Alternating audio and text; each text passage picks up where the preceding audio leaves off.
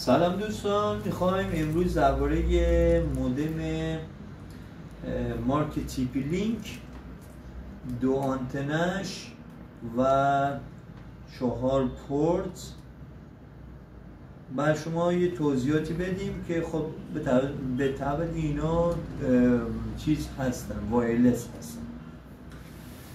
عرضم حضورتون که اولین کاری که باید انجام بدیم اول تست مودمیم که اصلا ببینیم مودم سالم هست یا نه. حالا من از کارتون در آوردم اینو، بعد این کابل پاورش هست که میزنیم اینجا و میزنیم به برق.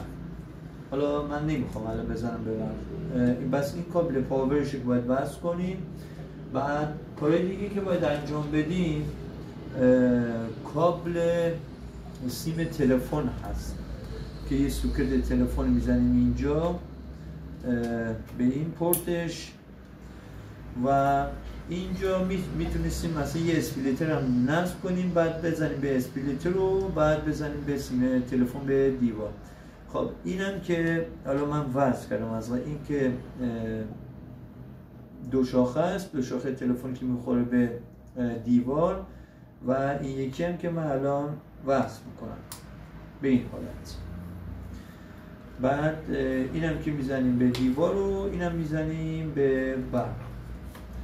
خب بعد از انجام این کارها چراغ‌هایی که باید روشن بشه کم بیار جلو اون چیز شد. چراغی که باید روشن بشه، اولین چراغ که این چراغ پاور هست که به طور کامل باید ثابت بشه و چراغ دوم و سوم، دوم که چراغ DSL هست که ارتباط ما رو خط تلفن رو بر ما برقرار میکنه. زمانی که مخابرات به ما چراغ سبز بده، این چراغ به طور کامل ثبت میشه و مثل چراغ پاورمون ثابت میشه.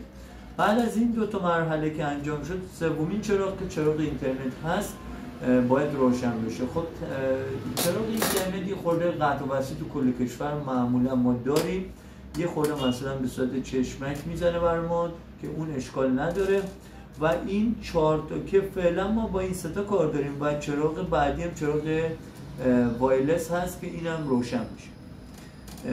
این 4 تا 1 2 3 4 تا چراغ لن هست که مال این پورت هست که اونو فعلا ما نیاز نداریم، چون میخوایم این مودم رو به صورت با موبایل یا لپتاپ یا تبلت بهش وصل. این خب یه توضیحات اولیه درباره مودم بود. انشالله تو جلسات بعدی طریقه کانفیگ مودم رو به طور مفصل بر شما انشالله میگیم و یه سری جزئیات داخلی مودم هم بر شما توضیح میدیم. من حسین نتاج هستم. اول کار ویدیو خودم حالا سرم شلوغ و معرفی نکردم. حسین نتاجم، مهندس کامپیوتر. خوشحال میشم که ما رو دنبال کنید.